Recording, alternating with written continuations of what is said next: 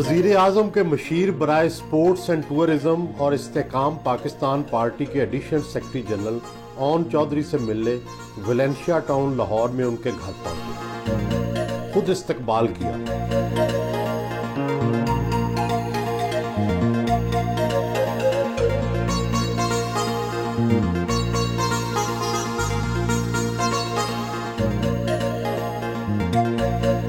Garden town Lahore के नवाही गांव जीवन खाना के चौधरी गुजर ख़ानदान से तल्लक रखते हैं। ये बताएं कि तालीम कितनी हासिल की और फिर सियासत में कैसे आ गए। ग्रोथ है जब पले बढ़े, जहाँ पे गार्डन टाउन जीवन खाना वालिद साहब माइग्रेट करके वहाँ आए थे और उनका मेरी यंग एज में इनका इंतकाल हो गया। आई वॉज 11 साल एज थी और वालदा ने हमें बड़े सिंगल पेरेंट को बड़ी मुश्किलात होती हैं, उनको बच्चों को तरबियत देना, बच्चों को पालना। तो मैं ग्रेजुएशन कर सका और मास्टर्स की MBA की फ़र्स्ट ईयर में मैं गया, लेकिन ड्यू टू सम रीज़न और भी प्रॉब्लम्स थी तो आई कैन नॉट कंप्लीट नहीं कर सका अपनी एजुकेशन। लेकिन बड़ा रिग्रेट है। लेकिन ये है कि मेरी माँ ने, जिस तरह हमारे वालदा साहबा ने हमें हमारी तरबियत की, 6 बहन भाई हैं हम, और वो तो हमारे लिए एक वली से कम नहीं है। और सियासत में कैसे आए? सियासत में शौक़ था, शुरू से ही सियासत में मैं इंटरेस्ट लेता था। हमारे हैं बुज़ुर्ग हैं, चचा हैं बरादरी में, और वो यहाँ से यूनियन काउंसिल का इलेक्शन लड़ते थे और उन्होंने फिर मेरे भाई को कहा कि इस दफ़ा आप लड़ो यूनियन काउंसिल के चेयरमैन का इलेक्शन।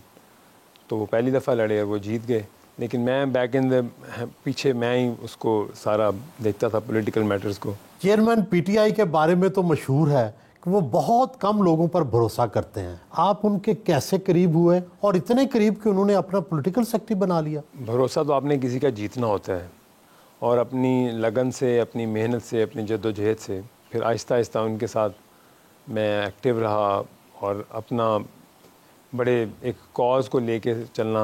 नहीं, आप तो सब कुछ छोड़ छाड़ के लाहौर से बनी गाला शिफ्ट हो गए थे। जी, मैं शिफ्ट हो गया था बनी गाला और आई थिंक के 6-7 साल मैं वहीं पे रहा 2018 तक। आप तो उनसे सुबह सबसे पहले मिलने वाले और रात सबसे आखिरी मिलने वाले आदमी होते थे।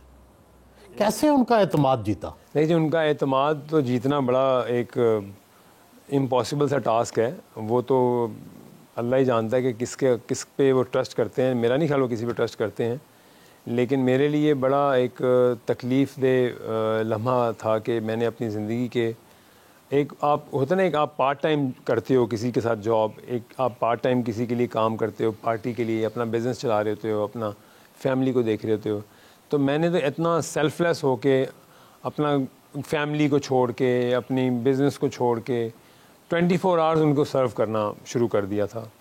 और मेरा सिर्फ यही था कि मैं उनको एडमायर करता था एज अ हीरो, और क्रिकेट का शुरू से शौक़ था, उनके करीब आ गया, दिन रात उनके साथ काम करना, और उनका एक ट्रस्ट भी मैंने अचीव कर लिया कि वो मेरे पे सबसे ज़्यादा ट्रस्ट करते थे। उनकी फैमिली में उनके लोग काफ़ी अपसेट होते थे कि ये क्यों इतना करीब हो गया है, लेकिन उन्होंने मुझे ट्रस्ट दिया, लेकिन मैंने उस ट्रस्ट को कभी तोड़ा भी नहीं है अल्हम्दुलिल्लाह।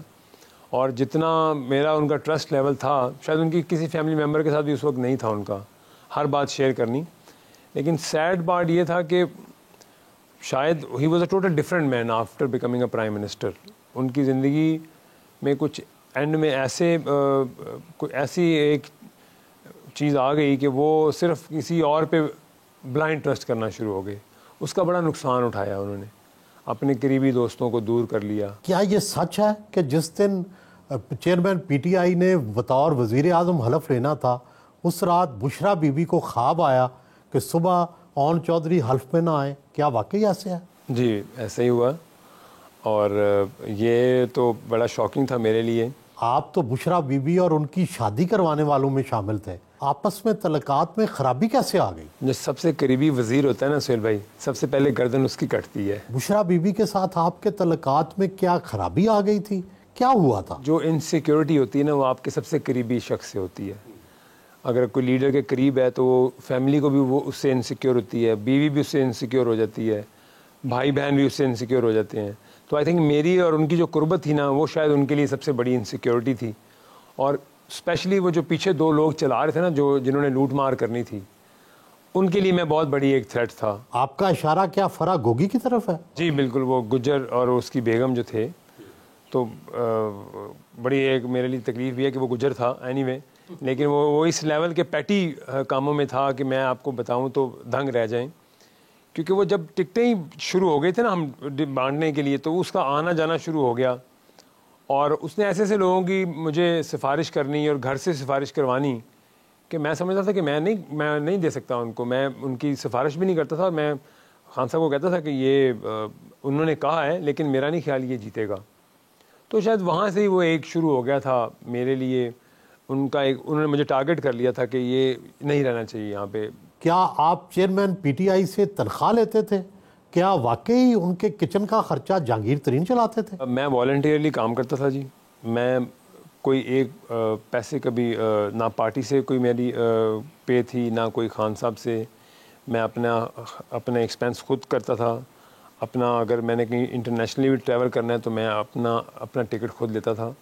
और हाँ, ये मैं इसमें बिल्कुल तरीन साहब ने बहुत सपोर्ट किया है। और ये बात बहुत अजीब सी लगती है, लेकिन उन्होंने हर लिहाज से उनको सपोर्ट किया। एनीवे, वो जो किचन का कह लें आप, जो भी छोटे मोटे पीटीआई के घर में जो ऑफिस था बनी गाला में, वो सारा जो उसका जिम्मेदारी थी, वो एक्चुअली तो ऑब्वियस सी बात है कि वो उसको लुक आफ्टर कर रहे थे। बनी गाला से निकलने के बाद भी साबिक वज़ीर आज़म ने आपको पंजाब में सूबाई मशीर बनाया, फिर हटा भी दिया। ये क्या मामला था? वो तो एक फेस सेविंग कह लें आपके, वो मुझे क्योंकि लोग उनने कहना शुरू हो गए थे कि आपके वो इतने करीब था, तो आपने इतनी बड़ी ज़्यादती की है कि उसको आपने बिल्कुल ही आपने साइड लाइन कर दिया है। तो आई थिंक वो अपनी भी उस जो आप कह लेंगे उसको एक होती है आपको शर्म हया, दोस्तों का कहना, करीबी लोगों का कि जी वो आपने उसके साथ क्या किया है। तो ही कॉल्ड मी, उन्होंने मुझे एक दिन बुलाया कि मैं तुम्हें एडवाइज़र लगा रहा हूँ। तो मैं कभी मिला नहीं था बाज़ार से। मैं 2 महीने 4 महीने काम किया, 6 महीने। जो वहाँ का माहौल था कि वो तो बेचारा एक डमी सा इंसान बैठा हुआ है वहाँ कुर्सी के पीछे। वो जो 2 लोग हैं बनी गाला से जिनकी ताने बाने मिलते हैं, फराह गोगी और वो जमील गुज्जर, और वो चला रहे हैं वो ट्रांसफ़र पोस्टिंगें। और एक्चुअली देखें ना, मैंने कभी सोचा भी नहीं था कि ट्रांसफ़र पोस्टिंग में भी ये पैसे खाते हैं। देखें, पिछली हुकूमत के 10 साल आप देख लें, मैंने अभी काम किया है और मुझे ये इन्फॉर्मेशन है कि कभी भी मैंने नहीं सुना था कि पिछले जो 10 साल थे शहबाज साहब के, उसमें कोई डीसी या कोई कमिश्नर या कोई डीपीओ या कोई आरपीओ पैसे दे के लगा हो। ठीक है, ये नहीं कि मैं आज हमने उनके साथ कोई ने काम किया, मैं कह रहा हूँ मैंने नहीं ये सुना था कभी। लेकिन जब मैंने यहाँ देखा कि यहाँ पे तो एसी, डीसी, डीपीओ, आरपीओ सब पैसे दे के लग रहे हैं। बुज़दार के ज़माने किसको पैसे देते थे? वो जो लगाते थे, जो बनी गाला से जिसका ऑर्डर होता था वो कर देता था। वो पैसे किसको जाते थे? जो बनी गाला में ऑर्डर करता था, जाहिर सी बात है पैसा उनके पास जाता था। क्या साबिक वज़ीर आज़म को पता नहीं था कि ऑर्डर कहाँ से आ रहे हैं और पैसे कहाँ जा रहे हैं? बड़ी बदकिस्मती है कि मैं एक दिन कहीं बैठा था किसी निजी महफिल में, तो मुझे ये कहते हुए बड़ी शर्म आती है कि मुझे आपके बड़े सीनियर सहाफ़ी हैं, वो मेरे दोस्त भी हैं, भाई भी हैं बड़े। उन्होंने कहा बड़ी यार बेशर्म हुकूमत है ये कि आज बड़ा एक स्याह दिन है कि अगर किसी एक आला ओहदे के ज़िम्मेदार अफसर ने आके इमरान खान को बताया कि आपकी बीवी का नाम इस्तेमाल हो रहा है और आपकी बीवी को के पीछे कोई नाम लेके पैसे ले रहे हैं, और इमरान खान साहब ने उन साहब को ओहदे से हटा दिया है। और ये पाकिस्तान में ऐसा तारीख में कभी नहीं हुआ था। फिर आपने क्यों चेयरमैन पीटीआई की शादी कराई और बतौर गवाह भी शामिल हो गए? मैं उनका लॉयल दोस्त था या साथी था। दोस्त तो नहीं, खैर वो मेरे बड़े थे, मैं साथी कहूँगा उनका। और उनके साथ था, उन्होंने मुझे एज अ फैमिली मेम्बर भी रखा, एज अ दोस्त भी, हर बात शेयर करते थे। तो उन्होंने मुझे कहा कि मैं शादी करना चाहता हूँ। मैंने कहा आप खुश हैं? तो आप मुझे हैरानगी तो हुई, लेकिन उन्होंने कहा कि मैं चाहता हूँ कि मैं आपको बताऊँ और मैं उनसे शादी करना चाहता हूँ। तो आप गवाह बन गए? और मुझे उन्होंने कहा कि आप हम जाएंगे और हमने शादी मैं शादी कर रहा हूँ।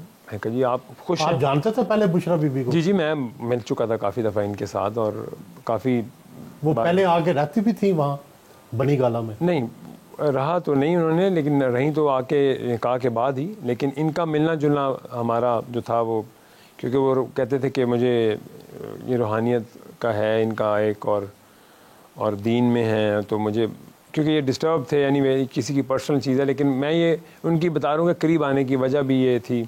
और उन्होंने मुझे कहा, और मैंने इसमें मैं क्या कह सकता था, अगर एक 62 साल या 65 साल के हैं वो, और वो अपनी ज़िंदगी का फैसला करें, तो मैं उनसे 15-20 साल छोटा हूँ, तो मैं को नहीं आप ये ना करें फैसला। लेकिन आप तो रेहाम खान की शादी में भी गवाह थे, और फिर जब उनसे तलाक का ऐलान वो भी आपने किया। वो भी इन्हीं का फैसला था, और मुझे उन्होंने कहा कि मैंने शादी करनी है उनसे। तो मैंने कहा जी आपको, अगर आप समझते हैं कि अब आपके लिए वो एक अच्छी साथी हैं और आपके साथ आप खुश हैं उनके साथ, उन्होंने कहा मैं खुश हूँ।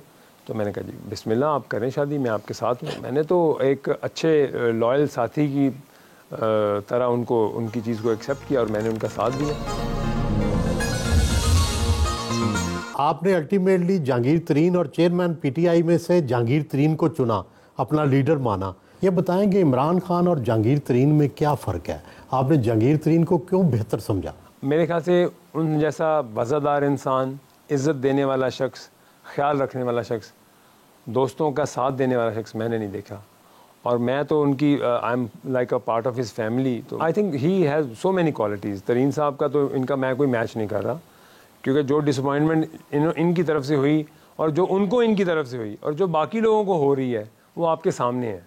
जो सियासत इन्होंने की कि आपने जहांगीर तरीन साहब की बेटियों पे पर्चा करा दिया, और झूठा मेलाफाइड पर्चा, आज़म खान ने गलत रिपोर्ट दी इनको, और सिर्फ और इस चक्कर में आके इन्होंने उनकी बच्चों के ऊपर FIRs करा दी। और ये भी नहीं देखा कि उस शख्स ने अगर आज ये प्राइम मिनिस्टर बने तो सिर्फ तरीन साहब की मेहनत की वजह से बने। तरीन साहब की जो नायली थी, क्या उसमें चेयरमैन पीटीआई की हाँ शामिल थी? 100% इनकी हाँ शामिल थी। मैं आपको बड़े यकीन से बात कहता हूँ और बड़ी बावसूख ज़राए से बात कर रहा हूँ। इन्होंने ख़ुद कहा कि अब उसको उनकी रिव्यू पटिशन को उड़ा दिया जाए। ये चाहते ही नहीं थे कि वो, और इनको पता था कि ये वो उनको बैलेंसिंग एक्ट के तौर पर उनको डिस्क्वालीफाई किया जा रहा है। हालांकि इनके तमाम डॉक्यूमेंट्स कंप्लीट थे तरीन साहब के, और इनके पास कुछ भी नहीं था। तो आप समझते हैं कि आपने गलत चॉइस कर ली थी लीडर की? बिल्कुल मैं समझता हूँ कि मैं रिग्रेट करता हूँ उस टाइम को कि मैंने अपनी ज़िंदगी के 10 साल ज़ाया किए। और मैं आपको ये बात हल्फन बता रहा हूँ कि हम तो लिटरली ये समझते थे कि हम पाकिस्तान के लिए काम कर रहे हैं, हम एक कॉज के लिए काम कर रहे हैं। हमें यह नहीं पता था कि ये सारी हमारी मेहनत बाद में एक ख्वाब की नज़र हो जाएगी और एक ऐसे अमलियाती चक्कर में पड़ जाएंगे ये कि रात को अमल होता है और सुबह इनका फैसला आ जाता है। बड़े फैसले इस तरह होते थे? बिल्कुल ऐसे होते थे। अगर आपको ऐसी सी बात बताऊं तो आप हैरान परेशान बताएं ना जी। क्या आप बस आप ये मैं ये बताना चाहता हूँ कि ये पाकिस्तान क्या जिन्नात हैं बुशरा बीबी के पास? पाकिस्तान के साथ इससे बड़ा मजाक नहीं हो सकता कि पाकिस्तान की बड़े बड़े ओहदों पे लोगों को अगर आपने लगाना है तो आप उनकी तस्वीर और फाइल निकाल के उससे हिसाब लगा रहे हैं कि इसको लगाया जाए या ना लगाया जाए। क्या आर्मी चीफ और ISI चीफ जैसे फैसले भी इसी तरह होते थे? ये तो बहुत आप बड़ी बात कर रहे हैं। इवन आपके फेडरल मिनिस्टर लगते थे, आपके प्रोविंशियल मिनिस्टर ऐसे लगते थे, लेकिन लगते कैसे थे? ये भी मज़े की बात सुने आप। वो लगते इसलिए नहीं थे कि वो हिसाब लग जाता था, वो बैग चला जाता था और बैग के बाद हिसाब आ जाता था। ये अमल कैसे होता था? हिसाब किस तरह लगता था? जब बैग बनी गला जाता था तब हिसाब आ जाता था कि नहीं, हिसाब कैसे करते थे? क्या कोई किस तरह का अमल? ये तो वो बेहतर जानते हैं जो जिन्होंने खान साहब को हिप्नोटाइज किया। नहीं, लेकिन अमल क्या होता था? आपने कभी देखा? आप सोचे ना, कोई ऐसा अमल तो था ना कि जिसको पाकिस्तान का वज़ीर आज़म जिसके चक्कर में पड़ गया, और ऐसे से बड़े ओहदों की बात और ऐसे से बड़े ओहदों के लिए आप पूछ रहे हैं कि आप इनको होना चाहिए या नहीं होना चाहिए।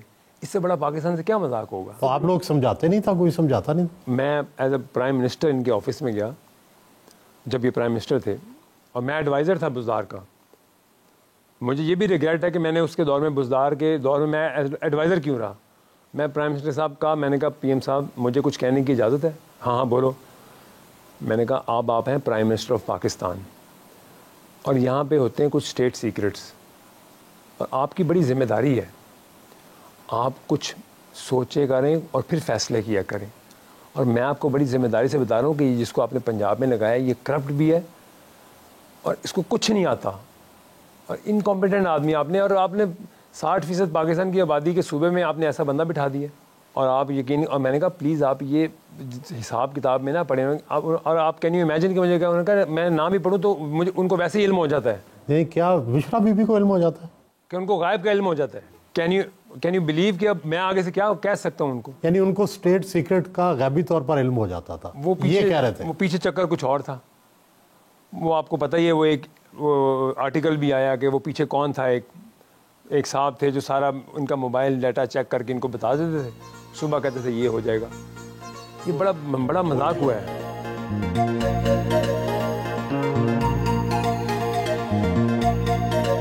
घर के अंदर ही बनाए गए जिम में एक्सरसाइज की।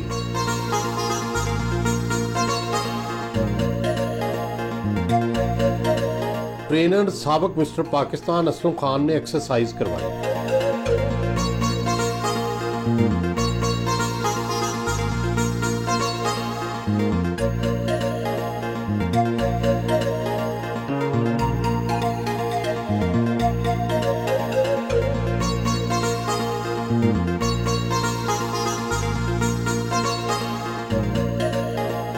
भाई बेटों और भतीजे के हमरा खाना खाया।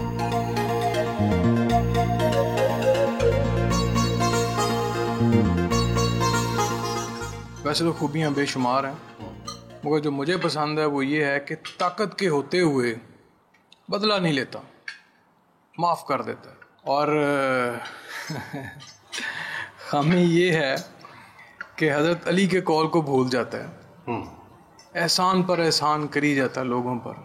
मैं कई दफ़ा कहता होता हूँ ऑन, हज़रत अली का कौल है कि जिसके ऊपर एहसान करो उसके शर से बचो। तो फैमिली को साथ लेकर चलता है ऑन भाई। फैमिली के फैसले कौन करता है? वैसे तो हमारी वालदा हैं जी, हयात अल्हम्दुलिल्लाह, मगर जो फाइनल फैसला होता है वो ऑन भाई नहीं करना होता है। क्योंकि हमारी वालदा जो है हमारे लिए वली हैं वो हमारी, और उनकी फ़ैसले जो होते हैं वो उनमें बरकत भी होती है और अल्लाह ताला अपनी रहमतें भी डाल देते हैं। इनकी मुझे सबसे अच्छी बात ये लगती है कि ये बहुत ज़्यादा सपोर्टिव है हर चीज़ में।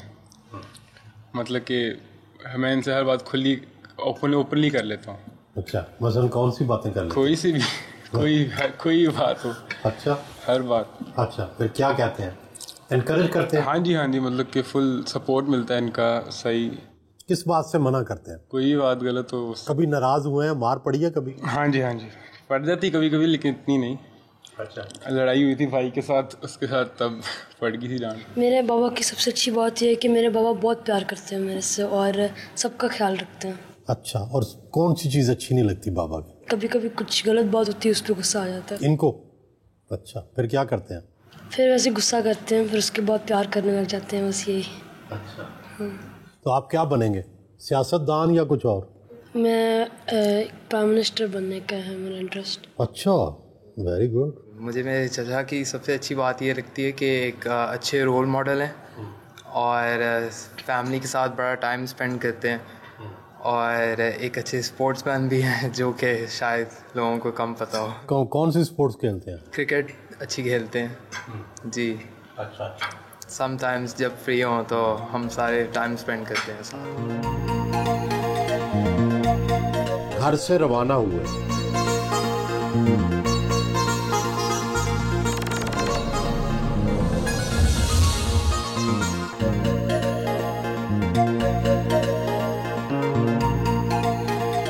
भाई साबिक एमपीए अमीन चौधरी के हलके गुज्जर कॉलोनी पहुंचे। कारकुनों ने इस्तकबाल किया।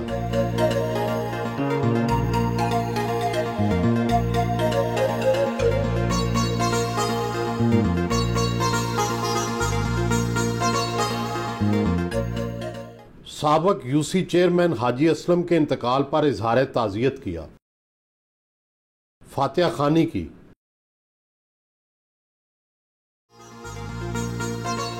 तो साहब ये बताएं कि आप हल्के की सियासत भी करते हैं, तो आपके भाई एमपीए भी रहे हैं, ये बताएं कि अब जो नई आपकी पार्टी है इस्तेकाम पार्टी, इसके ज़रिए आप इलेक्शन लड़ने का भी इरादा रखते हैं? जी बिल्कुल, मैं यहाँ से इलेक्शन लड़ूंगा इंशाल्लाह। और ये हमारी बरादरी हैं सारी, ये हमारी जो यहाँ के वोटर सपोर्टर हैं, और हमने यहाँ बड़ा काम किया है मेरे भाई ने, और बड़े फंड्स हमने यहाँ एलोकेट कराए। और कितने फंड्स करवाए एलोकेट? मेरे ख्याल से 700 मिलियन तो मैंने अपने पूरे हल्के में जो हमारी रोड डेवलपमेंट PCC इन फंड्स पे लगवाए हैं। अभी यहाँ पे जो है बायोगैस प्लांट एक मैंने मंजूर कराया है, जिसकी इनॉग्रेशन इंशाल्लाह अनकरीब करूँगा। तो इस हल्के के लिए डेवलपमेंट देखें, ये है भैंस कॉलोनी, और यहाँ पे बड़ा अभी तक वही पुरानी यहाँ पे चल रही है एनवायरनमेंट, इसलिए इसके यहाँ बहुत ज़्यादा काम की ज़रूरत है हुकूमत को। आप MNA का इलेक्शन लड़ने का इरादा रखते हैं या MCA का? ये सरप्राइज़ रहने दें, उस वक्त देखेंगे क्या फ़ैसला करते हैं।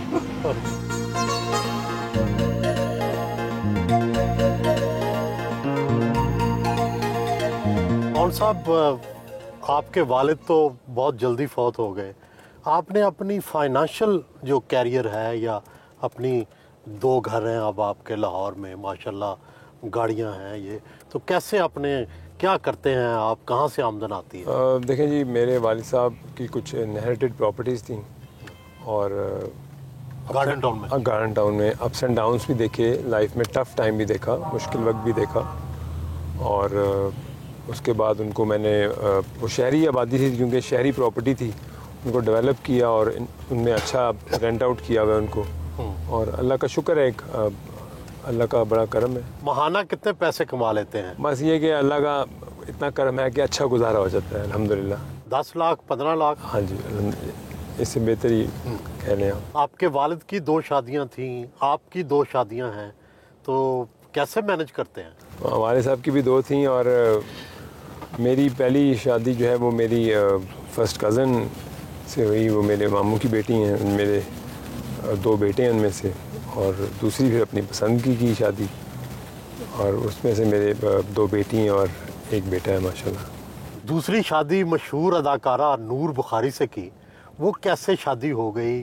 फिर नाराज़गी भी हुई, फिर सुलह भी हो गई, दोबारा शादी हो गई, ये क्या मामला है? आप इंसान हैं और आपको मोहब्बत हो जाती है, और मेरी बेटी पैदा हुई नूर से, और औलाद जो होती है वो बड़ी कमज़ोरी होती है आपकी, और फिर हमारा रिकनसाइल हुआ, और अल्लाह का शुक्र है कि वो एक उसकी ज़िंदगी में टोटल एक चेंज आ गया, और उसके बाद हमारी लाइफ इज़ सेटल्ड अल्हम्दुलिल्लाह। और अल्लाह ताला का बड़ा करम है कि वो बिल्कुल ही दीन की तरफ हैं। उनके बारे में तो मशहूर था कि वो जो पीरनी हैं उनकी मुरीद हैं, और इसी वजह से आपके करीब आई थी। वो भी शायद धोखा खा गई, और ये तो वही बेहतर बता सकती हैं, लेकिन ये है ज़रूर कि उनका उनसे अच्छा ताल्लुक़ था, और मेरी वजह से ही उसके बाद उनका ताल्लुक़ उनसे ख़त्म भी हुआ।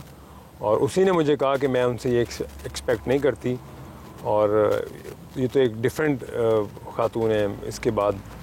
तो मेरे ख्याल से वो भी काफ़ी हर्ट हुई उस ताल्लुक़ से, इसी वजह से फिर एक कता ताल्लुक़ हो गए उनसे। नूर तो एक ज़माने में पाकिस्तान की टॉप एक्ट्रेस थी, आपका उनसे तारुफ कैसे हुआ, दोस्ती कैसे हुई, शादी कैसे हुई? कुछ दोस्तों की म्यूचुअल पार्टीज़ में हम मिले, और मिलना जुलना बढ़ा, और उसके बाद मैंने प्रपोज़ किया और उन्होंने एक्सेप्ट किया। पाकिस्तान जैसे मुल्क में 2 शादियां निभाना बड़ा मुश्किल है, किस तरह तवाज़ुन कायम रखते हैं? इधर भी बच्चे हैं, उधर भी बच्चे हैं। बेसिकली तो आपको रिस्पेक्ट देनी है, आपको अपनी इस रिस्पॉन्सिबिलिटी को निभाना है, ये एक ज़िम्मेदारी है आपकी। अच्छा बाप, अच्छा शौहर, और फैमिली को सपोर्ट करना, फैमिली के लिए अच्छा सोचना।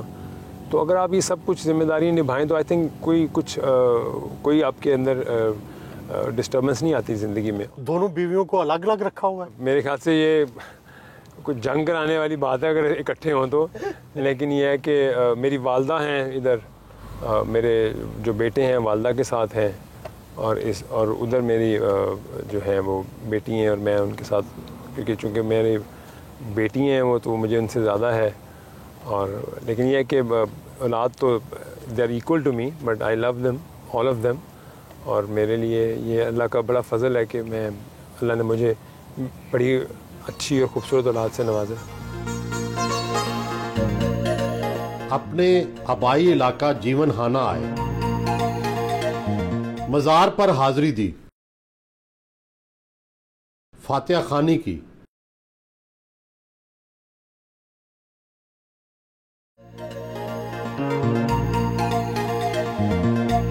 इस्लामाबाद के लिए रवाना हुए।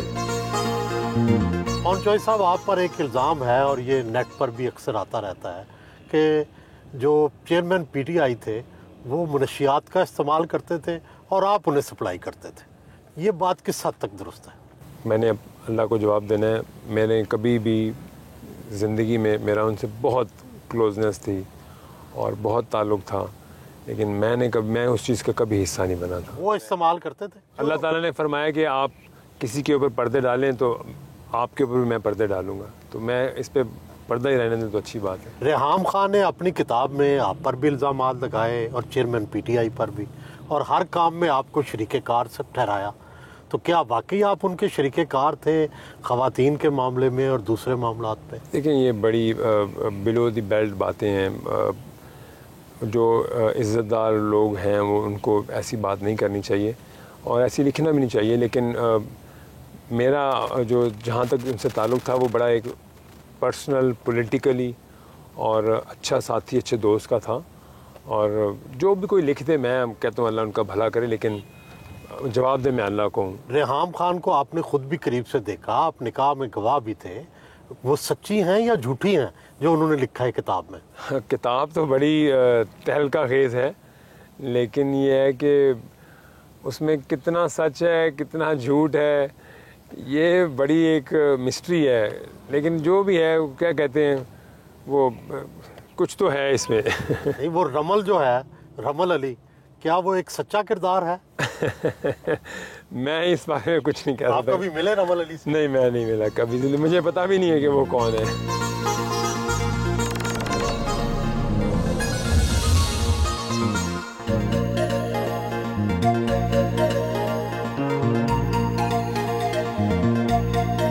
वजीर आजम सेक्रेटेरिएट पहुंचे।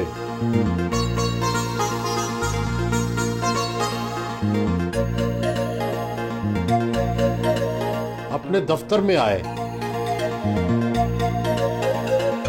वजीर आजम के मशीर बराए स्पोर्ट्स एंड टूरिज्म है। ये बताएं कि शहबाज शरीफ साहब से कितना राब्ता और वास्ता रहता है? देखिए जी, मैंने अपने 1 साल और 2 महीने के इस टेन्योर में as adviser to prime minister मैंने उनसे बहुत कुछ सीखा और उनकी बहुत मेहरबानी, उन्होंने मुझे बहुत सपोर्ट किया।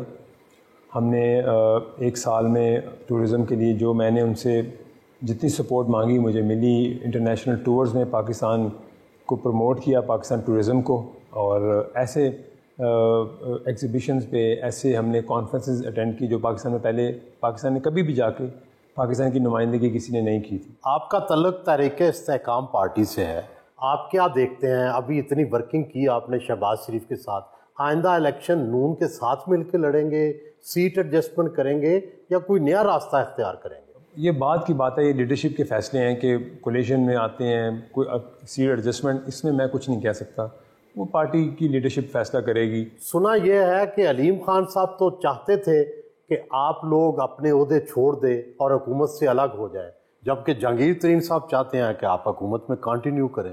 क्या वाकई ऐसा है? नहीं, कोई कन्फ्यूजन नहीं है। अलीम भाई ने एक इंटरव्यू में बिल्कुल, मैंने भी एक उन्हें कहा था कि जैसे भी लीडरशिप कहेगी तो हम जैसे वो फैसला करे हमारे लिए। उन्होंने तो कहा था ना कि छोड़ दें, और उन्होंने फिर आई थिंक हमारी एक मीटिंग हुई और कंसेंसस के साथ ये फैसला किया कि 1 महीना रह गया है, तो उसके बाद तो हमने अपने अपने हलकों में जाना है, अपनी पार्टी का चलाना है, अपनी पार्टी का मंशूर लेके आना है। तो ये एक ऑप्टिक्स भी इसमें अच्छे नहीं जाते कि आप 1 साल में किसी 1 साल 4 महीने किसी के साथ हुकूमत में रहे हों और आप आखिरी महीने में आके, ये एक अजीब अननेचुरल सी बात लगती है कि आप उनको कहें जी हम आपसे दूर। ये कोई वोट बैंक ऐसी चीज़ से मिलता नहीं है। इमरान खान वज़ीर आज़म बने तो पहले रोज़ ही आप पर वज़ीर आज़म हाउस के दरवाजे बंद कर दिए। आज माशाल्लाह आप वज़ीर आज़म सेक्रेटेरिएट में मशीर के ओहदे पर बैठे हैं, ये फ़र्क कैसा लगता है? ये अल्लाह का कुदरत का निज़ाम है। ये मैं क्या कह सकता हूँ, मैंने तो बड़ी लॉयल्टी से अपना काम किया था और दिल से एक कॉज़ के लिए किया था, लेकिन मुझे आज आपकी एक बात याद आती है और मैं ज़रूर कहना चाहता हूँ। जब मैं हटा और मैं आपको एक जगह मिला तो आपने कहा कि आपका जो ट्रस्ट था उनके साथ, वही आपका सबसे बड़ा दुश्मन था। तो आई थिंक वो शायद वो मेरा ज़्यादा उनको लगा कि शायद मैं आपको ज़्यादा करीब ना रहूँ उनके, तो आई एक्सेप्टेड। मैंने कहा जो अल्लाह ताला मेरे लिए बेहतर सोचे, अल्लाह ताला ने इज़्ज़त तो अल्लाह की ज़ात देने वाली है। तो आज अल्लाह ने मुझे वज़ीर साहब का मुशीर, तो यहाँ पे मैं फ़राइज़ अंजाम दे रहा हूँ। चाय पी,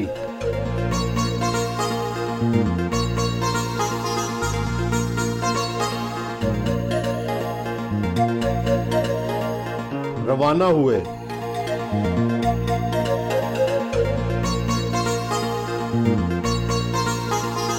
कोसार ब्लॉक में मिनिस्ट्री के दफ्तर आए।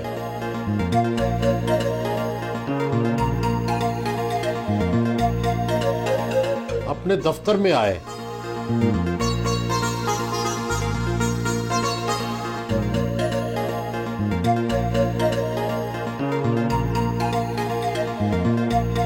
पीटीडीसी के ओहदेदारान के साथ मीटिंग की।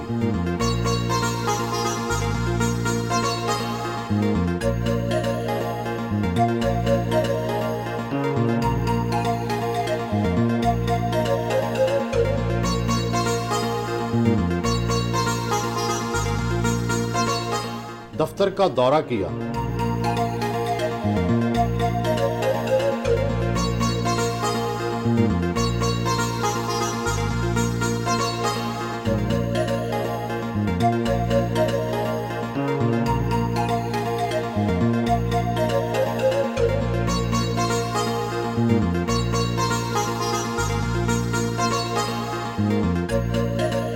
जहांगीर तरीन के दफ्तर पहुंचे।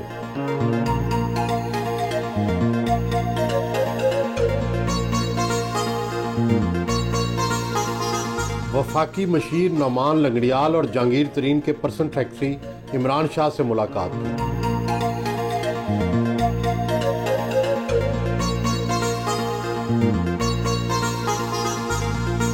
रात का खाना खाया। बहुत छोटा भाई भी है और एक बहुत अच्छा समझदार पॉलिटिशियन भी है, और जिस तरह ये चीज़ों को मैनेज करता है और पॉलिटिक्स में अपने दोस्तों को लेके चलता है, ये मैं समझता हूँ कि बहुत कम लोगों में इस तरह की खूबी होती है। इसी दौरान जहांगीर तरीन भी आ गए।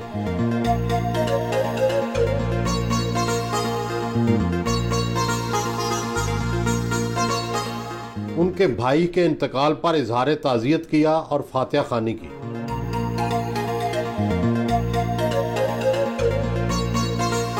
जिस पार्टी तहरीके इंसाफ के लिए अपनी उम्र अजीज के 10 साल सर्फ कर दिए, उसी पार्टी को कालअदम करवाने के लिए सुप्रीम कोर्ट चले गए, कैसा लगा? मैंने तो कभी सोचा भी नहीं था कि मैं सुहेल भाई इस पार्टी में इतनी जद्दोजहद के बाद मैं इस एज पे आ जाऊंगा, इस वर्ज पे आ जाऊंगा।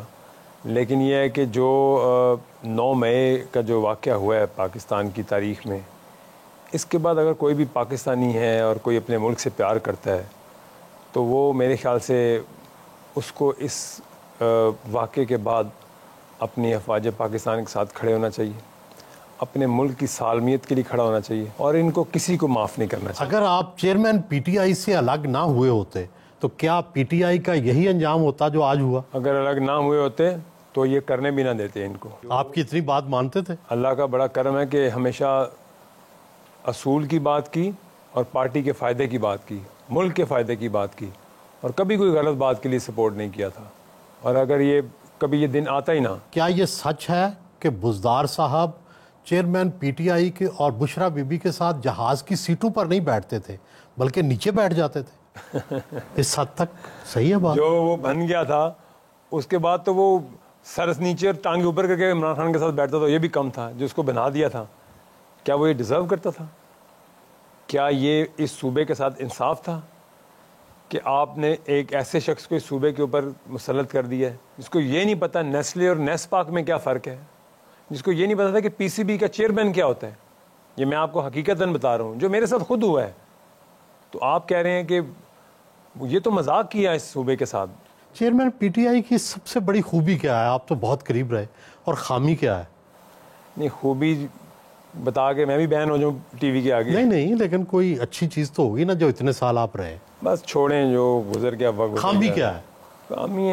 खामी नहीं, खामी है अपने लॉयल लोगों को पे ट्रस्ट ना करना, ये सबसे बड़ी खामी है। अपने लॉयल लोगों को दूर कर देना, आई थिंक ये इंसान का डाउनफॉल होता है उस वक्त। और तकब्बुर और इंतकाम, ये दोनों खा गए इनको। एक केस अदालत में चल रहा है कि चेयरमैन पीटीआई ने इद्दत से पहले ही निकाह कर लिया। आप तो हर वक्त उनके साथ होते थे, आपकी क्या राय है? बस ये ज़ातियात पे क्या मैं बात करूँ आपके, लेकिन जो सच कहा, जो हुआ वो सच मुझे बोलना पड़ा और मैंने झूठ नहीं बोला, जो भी बोला सच बोला। कि इद्दत पूरी नहीं की? मैं ये सच, जो सच है मैंने वो दे दिया जवाब। इस्तेकाम पाकिस्तान पार्टी का नैरेटिव क्या होगा? क्या ये पीटीआई का वोट बैंक तोड़ेगी या नून लीग का? देखें जी, हमारे लिए तो इसमें काफ़ी मेहनत हमें करनी है इंशाल्लाह। और जो नैरेटिव हम बनाएंगे और जो नैरेटिव है कि हमने पाकिस्तान की आवाम के लिए क्या करना है, हम ऐसा क्या मुख्तलिफ कर सकते हैं, हम एग्रीकल्चर में क्या कर सकते हैं, क्या इनकलाब ला सकते हैं। जैसे तरीन साहब का एक वसी तजर्बा है एग्रीकल्चर में, उन्होंने एक बड़ी मॉडर्न फार्मिंग को इंट्रोड्यूस कराया और इस पे हम काम कर रहे हैं और ये हमारे मंशूर का हिस्सा है। जैसे ही हम अपनी तंजीम को हम एक्टिव करेंगे और अपनी पार्टी को, अपना जो पॉलिटिकल हमारा जो होगा किक, इंशाल्लाह उस पर हम अपना मंशूर भी लेके आएंगे, अपनी पार्टी की ऑर्गेनाइजेशन को भी प्रमोट करेंगे और पाकिस्तान के लिए हमने इकॉनमी के लिए क्या बेहतर सोचना है, क्या इकदाम करने हैं, वो हम सारे अपने मंशूर में लेके आएंगे। ये बताएं कि ड्रामा पसंद है, फिल्म पसंद है या सिर्फ फिल्मी हीरोइन ही पसंद थी? फिल्म पसंद थी तो फिल्मी हीरोइन पसंद आई थी ना। कौन सी फिल्में देखते हैं? अब तो टाइम ही नहीं मिलता, अब तो टाइम है ही नहीं, ना फिल्म देखी कभी, और कभी टाइम मिले तो देख भी लेता हूँ। गाने कैसे सुनते हैं? सिंगर कौन सा पसंद है? मुझे राहत फ़तेह अली खान पसंद है।